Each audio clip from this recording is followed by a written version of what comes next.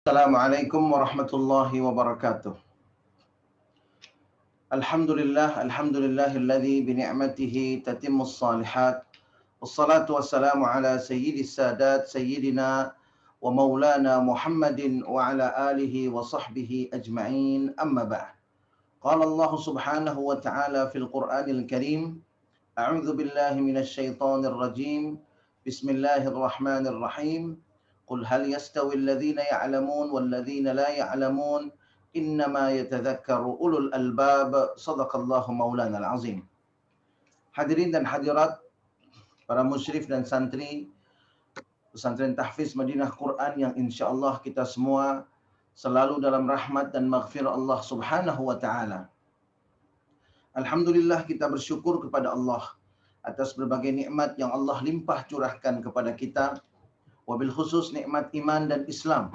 Mudah-mudahan dengan iman dan Islam Allah Subhanahu wa taala bahagiakan dan selamatkan hidup kita, keluarga kita, dan juga anak-anak keturunan kita di dunia dan di akhirat.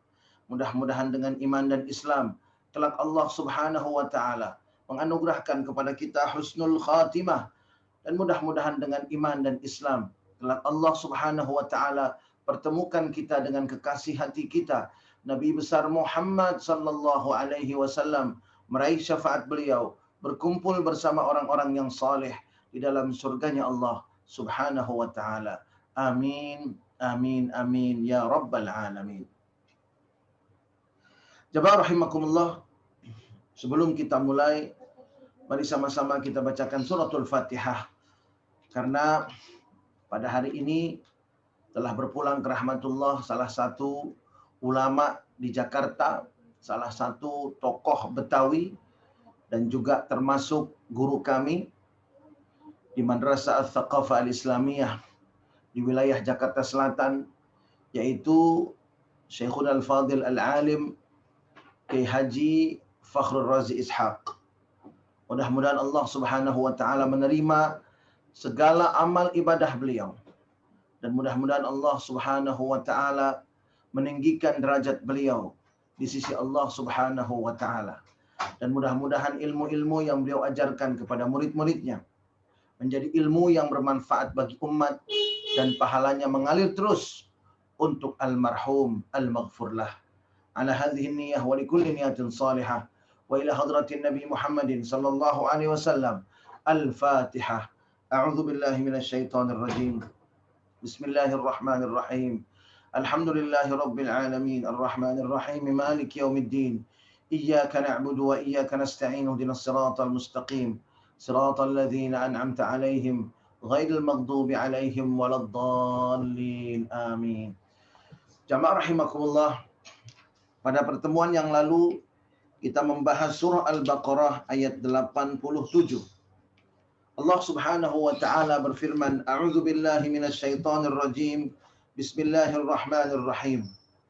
Wa laqad atayna Musal kitaba wa qaffayna min ba'dihi birrusul wa atayna Isa ibn Maryam al-bayyinati wa ayyadnahu biruhil qudus.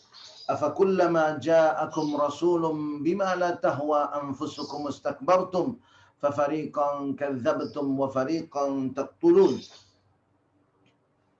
Dan sungguh telah kami berikan kepada Nabi Musa Al-Kitab.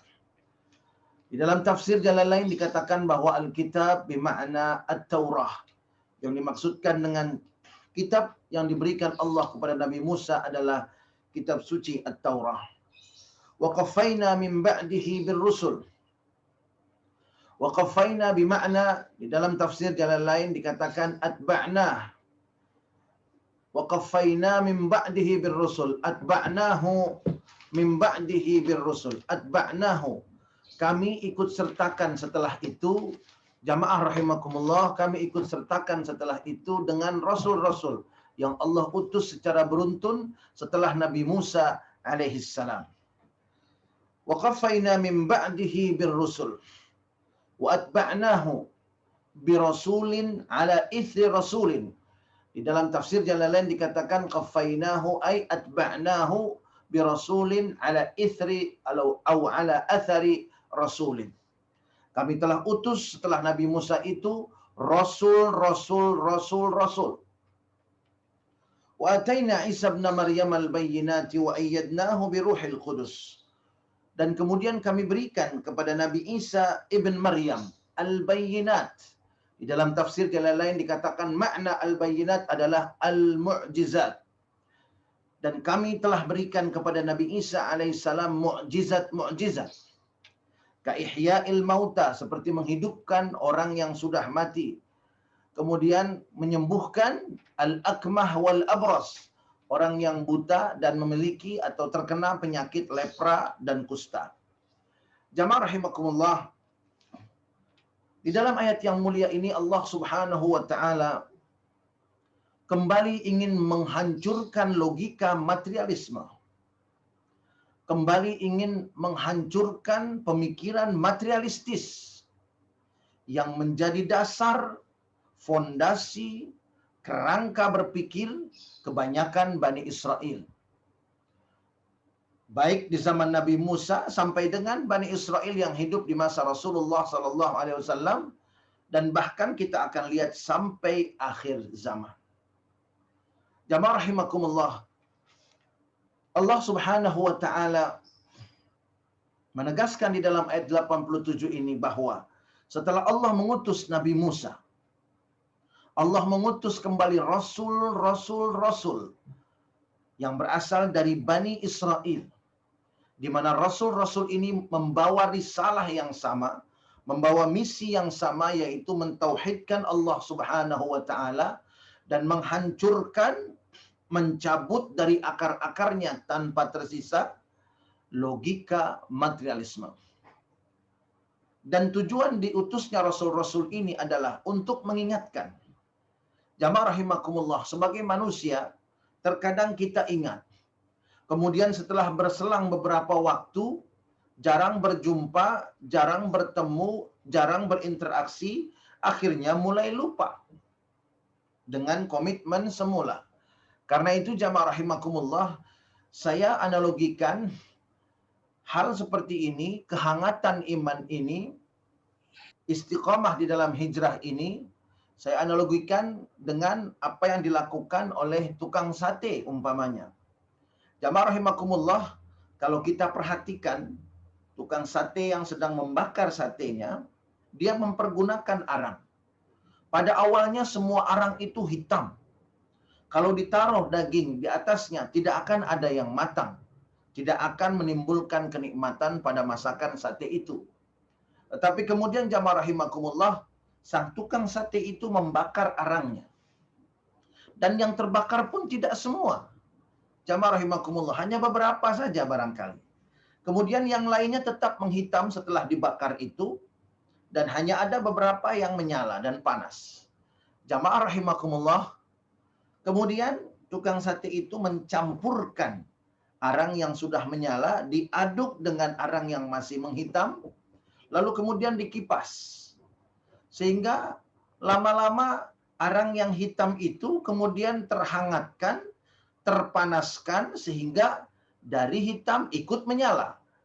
Sedikit demi sedikit, arang-arang lain pun mengalami hal yang serupa. Sehingga akhirnya seluruh arang yang menghitam di tempat bakaran sate itu berubah menjadi arang yang menyala atau kita sebut dengan bara. Kemudian diletakkan di atasnya daging-daging sate, kemudian memunculkan aroma yang lezat, yang nikmat, dan ketika disantap pun mengundang selera. Namun jamaah rahimakumullah, ketika umpamanya kita ambil satu arang yang sedang menyala di antara arang-arang lain yang sedang membara, kita ambil satu arang, kita letakkan jauh-jauh dari tempat panggangan. Kita biarkan dia sendiri. Apa yang terjadi jamaah rahimakumullah? Lama-lama arang itu akan berubah menjadi hitam kembali seperti serupa. Tidak memiliki daya panas, tidak memiliki cahaya atau menyala, dan tidak bisa mematangkan daging sate tersebut. Mengapa jamaah rahimakumullah? Karena dia jauh dari arang-arang yang sedang membara itu.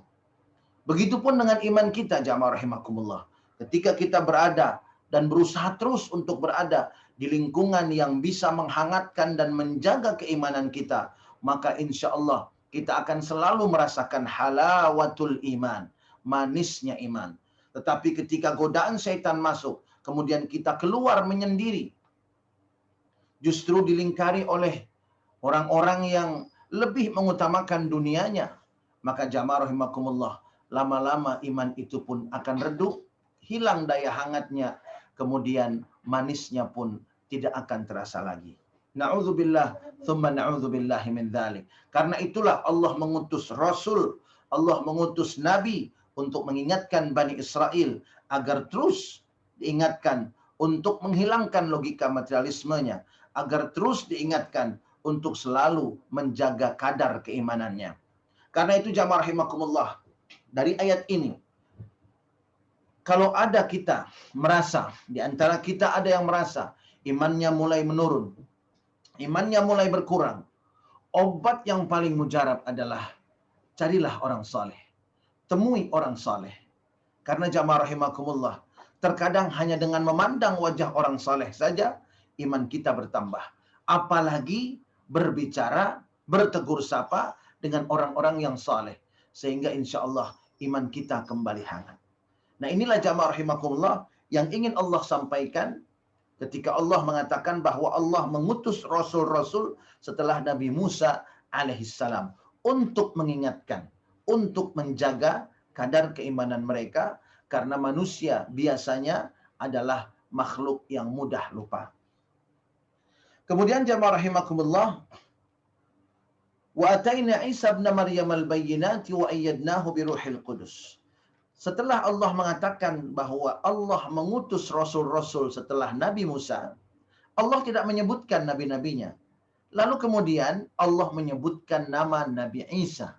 Wa ataina Isa ibn Maryam al-bayyinat. Dan kemudian kami berikan mukjizat-mukjizat kepada Isa bin Maryam, Isa putra Maryam. Jamaah rahimakumullah, mengapa disebut di sini Nabi Isa ibn Maryam alaihi wassalam?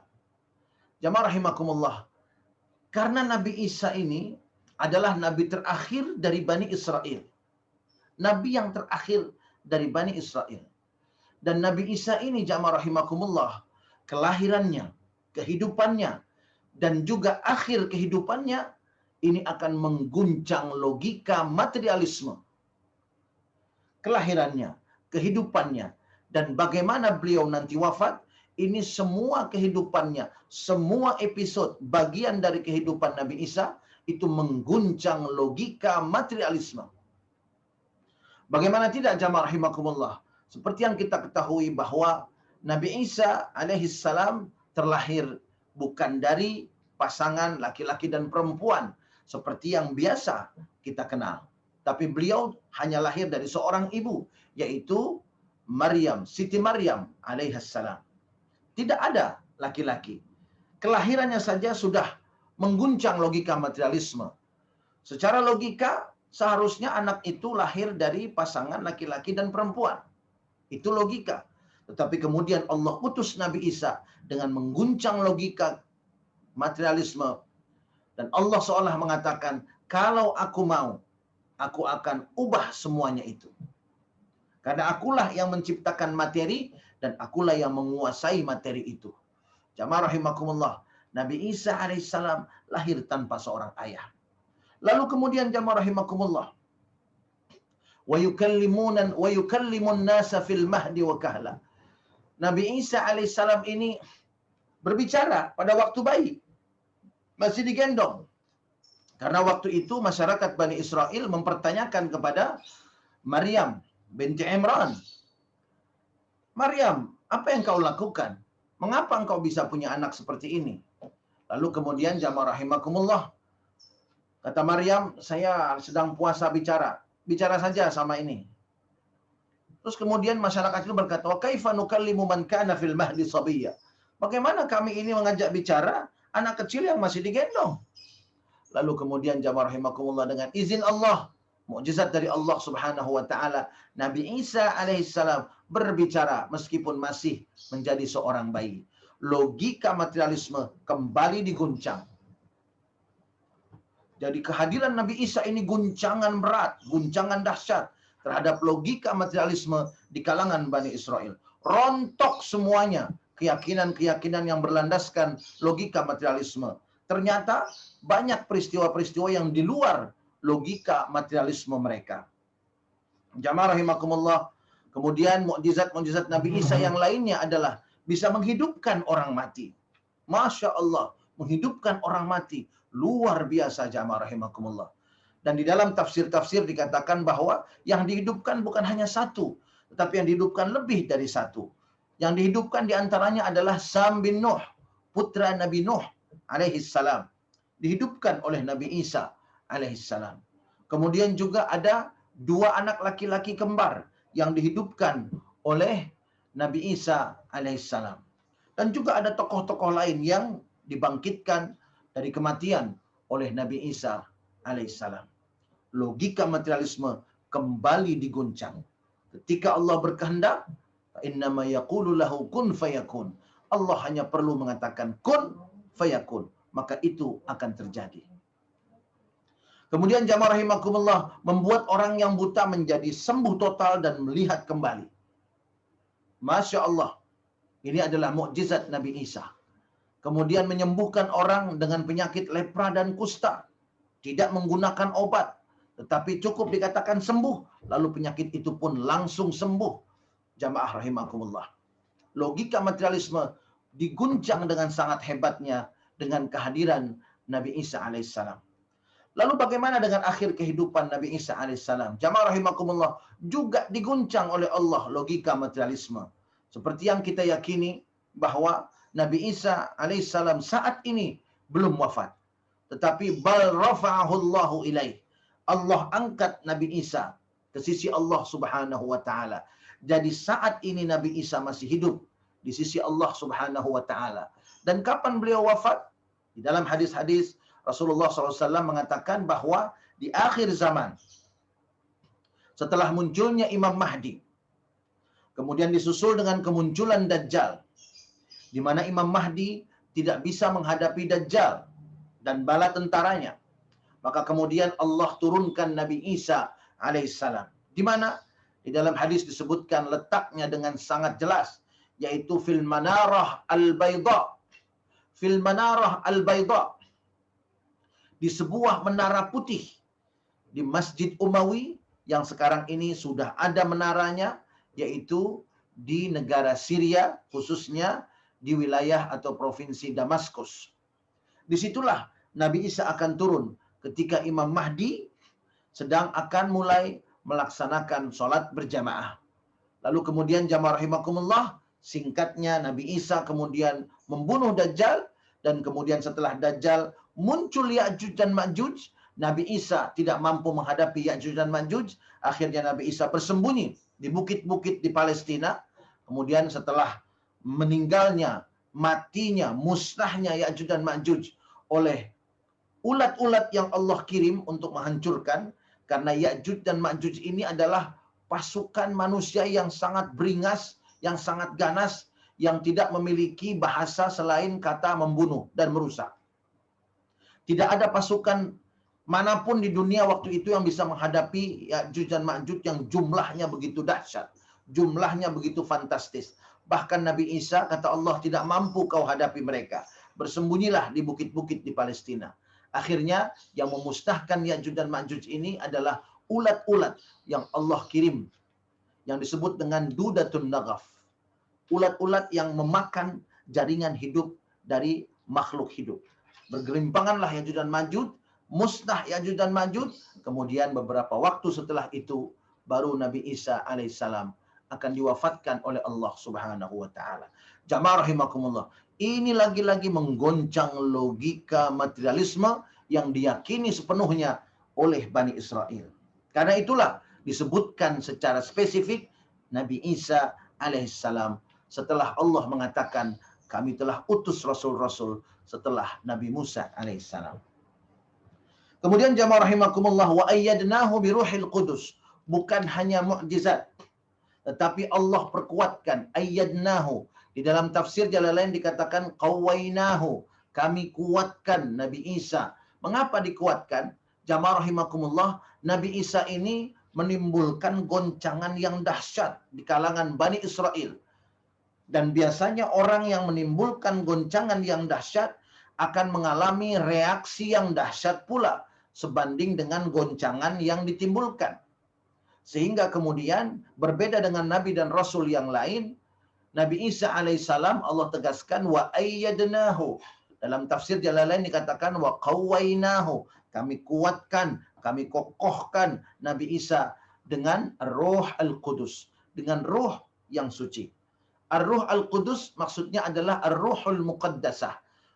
Ruh yang suci, roh yang suci yang disebut dengan Jibril alaihissalam, yaitu malaikat Jibril alaihissalam. Dalam tafsir Jalalain dikatakan li taharatihi, karena Ruh Al-Muqaddasah Jibril adalah malaikat yang sangat disucikan oleh Allah Subhanahu wa taala. Jamaah rahimakumullah, bedanya Nabi Isa dengan Nabi dan Rasul yang lain, kaitannya dengan Jibril, mengapa disebutkan ayyadnahu? Karena jamaah rahimakumullah, seperti yang disebutkan dalam tafsir Jalalain dikatakan, lianna Jibril alaihissalam yasiru haitsu sara. Jibril alaihissalam berjalan kemanapun Nabi Isa berjalan. Jibril alaihissalam berada dimanapun Nabi Isa berada. Jadi untuk Nabi Isa, Allah tugaskan Jibril alaihissalam untuk mendampinginya kemanapun Nabi Isa berangkat, kemanapun Nabi Isa menuju, kemanapun Nabi Isa beraktivitas. Jamaah rahimakumullah, Jibril tidak pernah meninggalkan Nabi Isa sedetik pun. Ini perbedaan dengan Nabi dan Rasul yang lain. Jamaah rahimakumullah, Jibril ini adalah malaikat yang kalau kita gunakan bahasa yang familiar adalah panglimanya malaikat.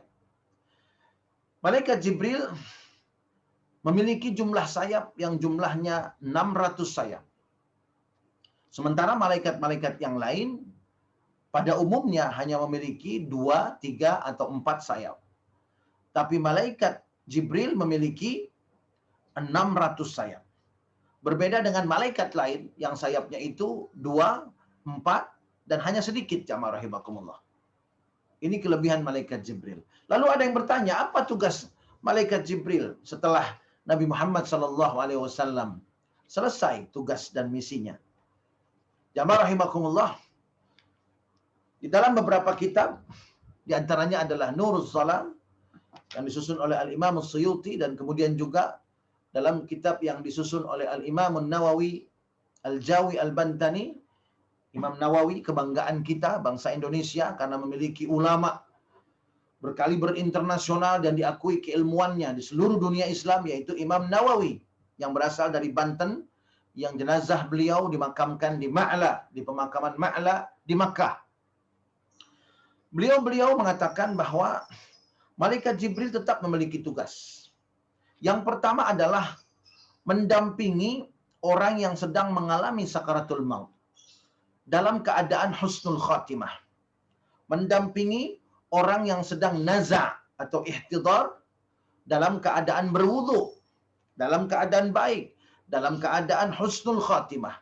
Jadi ini akan didampingi oleh Jibril. Orang yang sakaratul maut dalam keadaan berwudu, dan orang yang sakaratul maut dalam keadaan akan meraih husnul khatimah. Karena seperti yang kita bahas pada saat membahas fikih sakaratul maut, kita tahu bahwa setan akan datang. Nah, kemudian ketika setan datang dan terus menggoda, maka orang-orang tertentu yang didampingi oleh Jibril atas perintah Allah Subhanahu wa taala akan diusir setan itu oleh malaikat Jibril, sehingga orang tersebut terlepas dan terhindar dari godaan syaitan. Jamaah rahimakumullah. Kemudian di antara tugas malaikat Jibril yang berikutnya setelah Nabi Muhammad SAW adalah kalau ada orang yang berdoa, kemudian dia berdoa dengan tulus, dengan ikhlas, dengan menghayati dan khusyuk, maka Allah Subhanahu wa taala akan memerintahkan Jibril untuk terus berada di sampingnya, mendampinginya sampai dia selesai berdoa, dan kemudian Allah perintahkan Jibril untuk memudahkan segala urusannya apa yang dia minta. Tentunya jamaah rahimakumullah dikabulkan berbeda dengan dijawab. Kalau dijawab sesuai dengan permintaan. Karena jawaban itu sesuai dengan pertanyaan. Tetapi jamaah rahimakumullah, di sini Allah Subhanahu wa taala bukannya menjawab tetapi mengijabah. Mengijabah itu artinya merespon. Dan merespon itu tidak selalu sesuai dengan apa yang kita minta. Karena jamaah rahimakumullah, Allah memberikan apa yang kita butuhkan, bukan apa yang kita minta. Jadi ada 3 kemungkinan. Yang pertama, ketika kita berdoa, Allah akan kabulkan seperti yang kita minta. Kemudian yang kedua, ketika kita berdoa tidak dikabulkan seperti yang kita minta, tetapi Allah akan ubah itu menjadi penolak bala yang akan turun untuk menimpanya.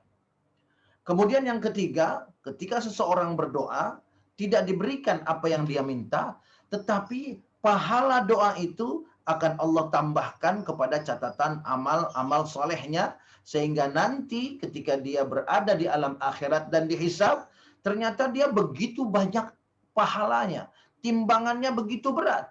Dan ternyata sebabnya, meskipun ibadahnya sama dengan yang lain, tetapi dia adalah orang yang sangat-sangat rajin berdoa dalam segala kondisi. Ketika dia membuka pintu kendaraannya, dia berdoa. Ketika dia menyalakan mesin mobilnya, dia berdoa. Ketika dia mulai mengendarai mobilnya, dia berdoa. Terus seperti itu. Setiap aktivitasnya selalu diiringi doa. Meskipun Allah tidak kabulkan umpamanya sesuai dengan apa yang kita minta, tetapi tidak ada yang sia-sia. Pahala doa itu bisa Allah catatkan, tambahkan dalam catatan amal kebaikan kita. Sehingga itu akan sangat memperberat timbangan-timbangan amal kebajikan kita. Jamaah rahimakumullah. Wa ayyadnahu biruhil qudus. Dan kami perkuat Nabi Isa ibn Maryam ini dengan Ruh Al-Qudus. Afakullama ja'akum rasulun bima la tahwa anfusukum istakbartum fafariqan kadzabtum wa fariqan taqtulun.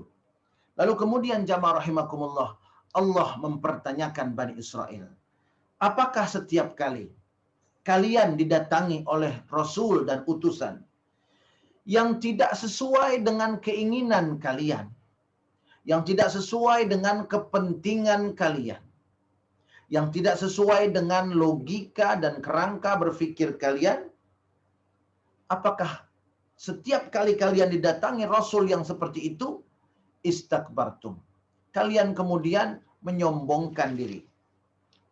Fafariqan kadzabtum wa fariqan taqtulun.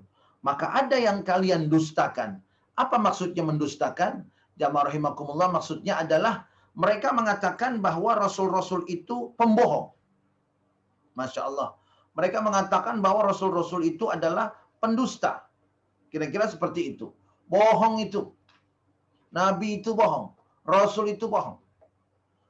Jamaah rahimakumullah, karakter seperti ini tidak hanya pada masa Bani Israel saja, tetapi seluruh cerita dan kisah dari Al-Quran itu akan ada sampai akhir zaman, karena itu diceritakan oleh Al-Quran sebagai pelajaran. Akan banyak orang-orang yang mengatakan, ulama itu tidak perlu kita ikuti, ulama itu tukang bohong, ustadz itu tukang bohong, tidak perlu kita ikuti. Kira-kira seperti itu. Na'udzubillah, tsumma na'udzubillahi min dzalik. Wa fariqan taqtulun, dan sebagian lain kalian bunuh. Seperti apa yang dialami oleh Nabi Allah Zakaria dan Nabi Allah Yahya alaihi wassalam. Jamaah rahimakumullah, insyaallah akan kita lanjutkan tafsir Al-Baqarah ayat ke-87 pada pertemuan yang berikutnya, dan mudah-mudahan kita bisa mengambil pelajaran untuk menjauhkan diri kita, membersihkan diri kita dari karakter-karakter Bani Israel. Allah Subhanahu wa taala menyebutkan secara detail karakter Bani Israel ini satu per satu. Kemudian dijelaskan landasannya, alasannya yang sebetulnya dibongkar oleh Allah, apa yang mendasari dan melandasinya. Lalu kemudian Allah jelaskan apa akibat yang akan mereka terima. Dijelaskan semuanya secara terperinci. Jamaah rahimakumullah. Karena karakter Bani Israel tidak hanya ada pada diri dan zaman Bani Israel, tetapi dia akan terus ada sampai akhir zaman. Karena itu kita sebagai umatnya Nabi Muhammad sallallahu alaihi wasallam hendaknya kita betul-betul mempelajari karakter Bani Israel seperti yang Allah ceritakan dalam Al-Quran untuk bisa kita hindari dan kita jauhkan dari diri kita, dari keluarga kita, dan dari anak-anak keturunan kita. Bismillahirrahmanirrahim. Alhamdulillahirabbil alamin. Hamdan yuwafi ni'amahu wa yukafi mazidah. Ya Rabbana lakal hamdu wa lakas syukru kama yanbaghi li jalali wajhikal karim wa li 'azimi sultanik. Allahumma salli wa sallim ala sayyidina Muhammad wa ala ali sayyidina Muhammad. Allahumma la tada' lana fi majlisina hadha dhanban illa ghafartah wa la hamman illa farajtah wa la karban illa kashaftah wa la 'aiban illa satartah wa la maridan illa shafaitah wa la dhallan illa hadaitah wa la faqiran illa aghnaytah wa la hajatan min hawaijid dunya wal akhirah illa qadaitaha ويسرتها يا الله يا رب العالمين. ربنا هب لنا من أزواجنا وذرياتنا قرة أعين واجعلنا للمتقين إماما. ربنا اغفر لنا ولوالدينا وارحمهما كما ربيانا صغيرا. ربنا تقبل منا إنك أنت السميع العليم وتب علينا إنك أنت التواب الرحيم. ربنا آتنا في الدنيا حسنة وفي الآخرة حسنة وقنا عذاب النار بفضل سبحان ربك رب العزة عما يصفون وسلام على المرسلين والحمد لله رب العالمين. Kita tutup dengan doa kafaratul majlis. Subhanakallahumma wa bihamdika asyhadu an la ilaha illa anta astaghfiruka wa atubu ilaik. Dan khususnya untuk Bapak Paulus, mudah-mudahan Allah Subhanahu wa taala segera mengangkat penyakit beliau dan menjadikan penyakit beliau sebagai penggugur dosa-dosa beliau dan meninggi derajat beliau. Dan untuk kita semua, mudah-mudahan Allah berkahi kesehatan kita, semakin sehat tubuh kita, semakin giat, semangat dan istiqamah dalam menuntut ilmunya Allah Subhanahu wa taala. Jazakumullah khairan katsir wa barakallahu fikum. Assalamualaikum warahmatullahi wabarakatuh. Waalaikumsalam warahmatullahi wabarakatuh. Terima kasih Pak Ustaz. Jazakallahu khairan.